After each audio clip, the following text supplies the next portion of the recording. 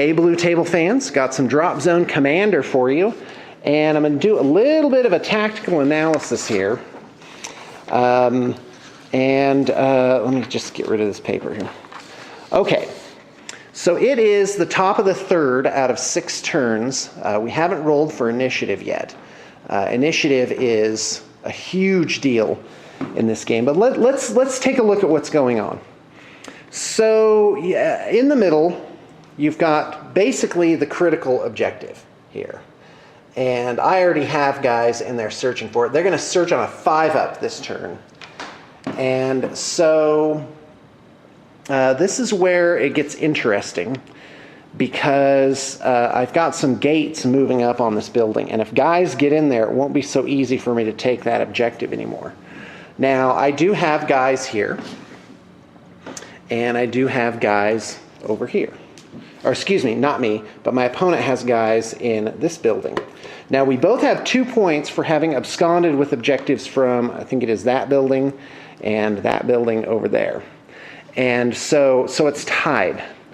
And really, one way for me to win this game would be to somehow blow this building up and then simply tie this up and then grab that objective. So tie. So 0 points, 0 points, and then I'll take 1 or 2 points there. Now, what's more likely to happen is this objective is going to be the critical one. So I have to prevent guys from getting into this building. And that is going to be harder than you might think. And here's why. Because I got the 2 havens right there. And I have this guy, this Eden gate sitting there. And over here off in readiness, you've got 4 more stands of firstborn and 2 more haven gates. That's the critical thing. Fine mass guys I don't think can come through a regular gate. So basically, if the havens are here, they can just teleport all those guys in, 4 stands worth, and then it might not go so well for me after that, because I have no more infantry to pour in, and he could actually put in 6 stands. And I think I would be really outmatched. Now, to clinch it, all I would have to do would be to blow up the 2 havens and the Eden. So let's go ahead and take a look at their stats. Why not?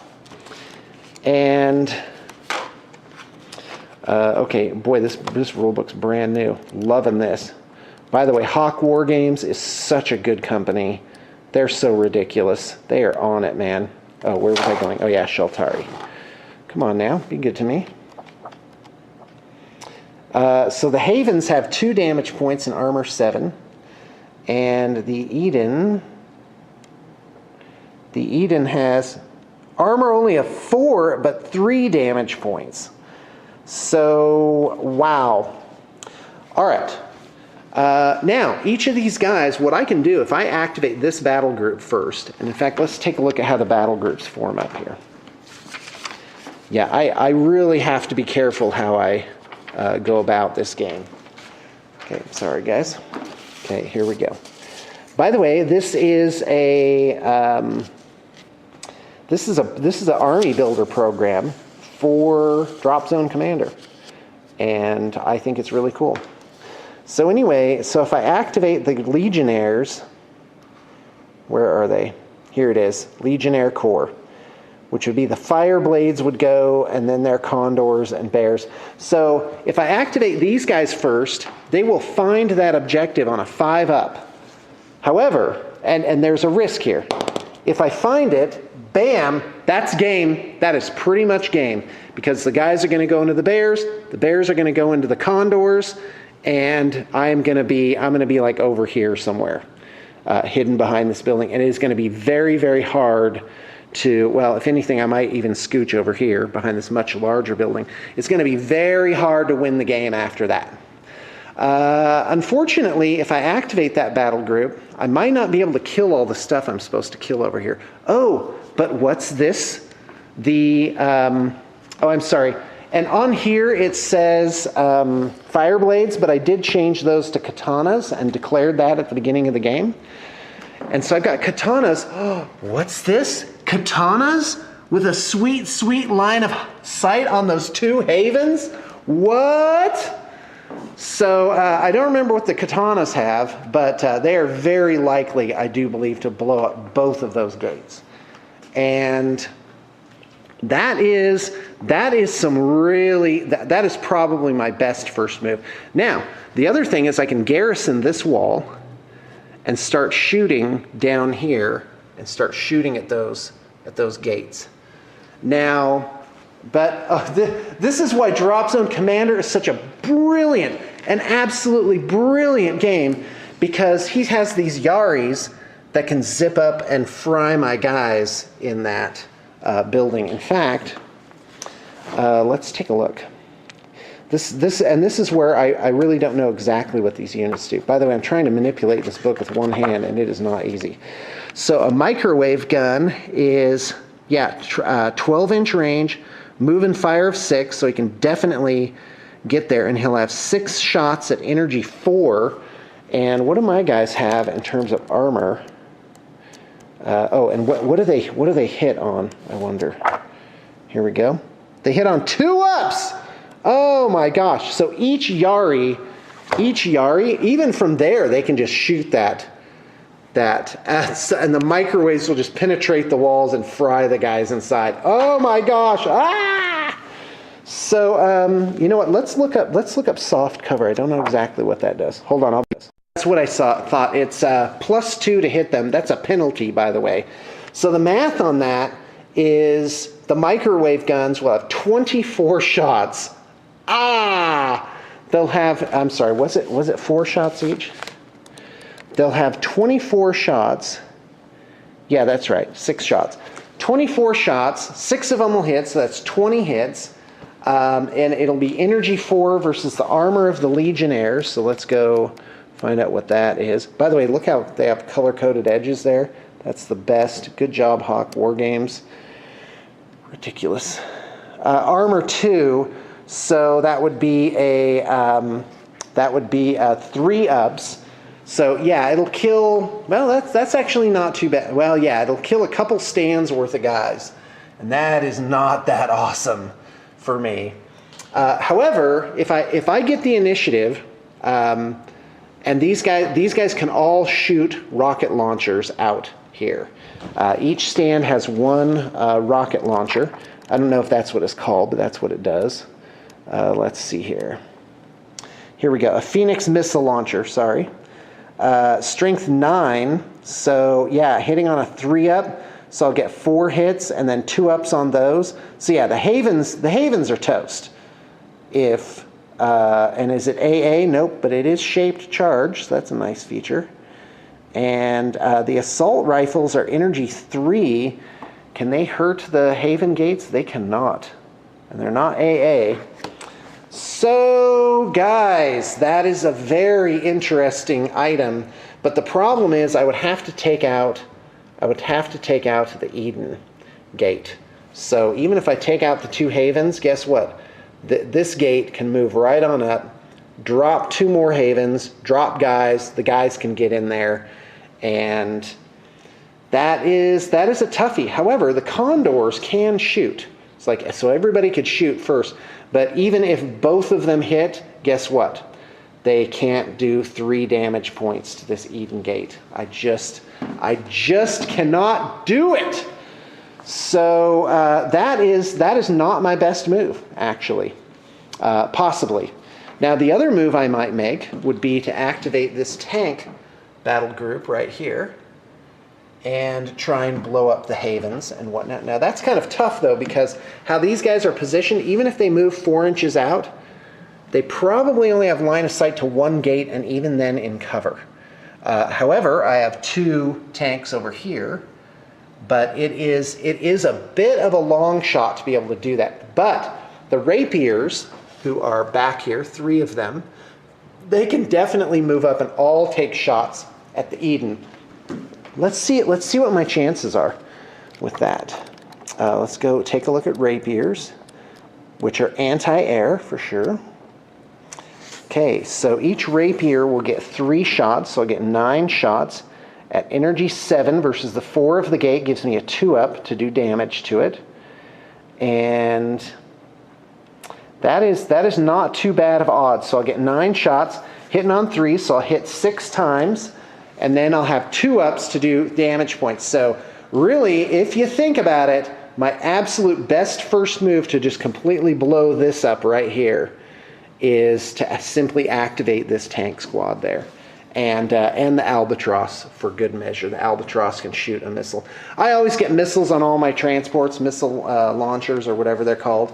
Can't remember. Rocket launchers. They have an upgrade like that. So definitely if, what's his name? Ben gets the first move, he is definitely going to want to activate the whatever they are. These guys, these Braves, are going to want to get on the board and into that building right away, because now I would have to fight him, and that can be a very, very, very protracted battle. I still got to look up rules for close quarters combat and whatnot. We're still learning the game. All my games, almost all my games, have been with the creator of Dropzone Commander, so it's been kind of a bit of a cheat for me. So now, looking at the general lay of the land, aside from this one scenario, granted a critical one happening in the center of the board, is the general lay of the land is these guys are like, this is ground to ground right here, and where are my ground forces? They're like way over here. So these guys are kind of out of the game. They need to skedaddle and get on track. But with Shaltari Gate technology, that is really not a problem. In fact, if Ben is smart, he'll scoop these guys up with a gate and redeploy them the same turn, and get them in a better position and threaten me. If anything, he might want to just get them on top of a building, maybe like this building, and get like a bird's eye view, because he's got to take care of those tanks. And for an army that can teleport, if you look at his battle line here, he's got guys in the back. He's kind of pushing forward here per force, right? And then he's got guys in the back here. And if you look at my battle line, I'm more uniform. I'm kind of more or less along this almost center area, but I have, I think, on average, pressed forward notably more. So, of course, I didn't have to go that far for this building. If anything, this building should have been more in the middle, which was slightly to my advantage. So, all right. So I have these star sprites. They move 30, and they can move and fire 15. But their range is only 6, so their threat range is 15 plus 6 is 21 inches, and that is actually pretty far. They are air to ground, so they can help with the havens. They can neutralize the Yaris pretty easily. If any of these are killed, I can just I can round it up to 8 every turn with the Ferrum, but I don't think it can move and produce the star sprites. So. Isn't that cool, with a little mobile, almost like an aircraft carrier on the ground? These guys left. I wonder if they can come back. I don't know. So, this is Dropzone Commander, guys. It is an absolutely amazing game. There's so much strategy to it. For those looking for a real, a game that is very, very balanced, very technical, very precise, but also extremely challenging, where the creativity comes not so much in the list building, but in the actual playing of the game. This is definitely the game for you. If you go to bluetablestore.com and you go to the Dropzone Commander section, you'll not only see some good second-hand deals, but you will also see not pre-made armies, but commission armies there. So one click and you can get the whole thing, and you get to pick the color scheme, but it's a flat amount, and we'll order, assemble, and paint the figures, or you can get them done custom, and we have quote and price sheets for that, and that is sort of the traditional way to to work with blue table painting. And it's really absolutely an awesome game. It's really neat. And the other thing is you don't have to spend a lot on terrain. You can do a board like this. I believe it's like $60 or $80 for their cityscape set. I don't know what it's called offhand. But it does produce, I don't know if it produces exactly this, but it's something like this. It makes a 6x4 board that is reasonably populated with terrain. And oh man, Dropzone Commander is so ridiculously good. Oh my gosh. I can't get enough of it. Oh, and wait until I get my Scourge going. In case you haven't already seen them, in fact, let's go ahead and just open this bad girl here. Look at this. Oh, what's this then? You want me to use my Harbingers. So I'll see if I can get this on with one hand. All right. Isn't that a handsome piece right there? That is so cool. And each one of those carries 3 of these little guys here. These little spider drone things. Can't remember what this guy's called, a stalker or something, I think. They shoot like a big old taser, a tank busting taser. And yeah, really cool stuff. I recommend this color scheme. If I had to do it over again, though, I'd do the little engines a different color. I'd probably just make them the same color as everything else, because the green really makes this pop.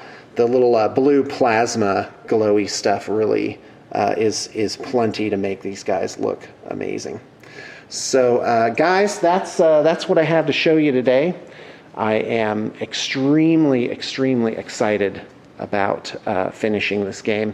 Next time, though, I am going to take my longbows, which I do love. I wonder if you could put those on the top of a building. Probably a bad maneuver for those guys, because they do have indirect fire, 24 inches, so you get them in a good spot and they can really cover the board. Fantastic stuff.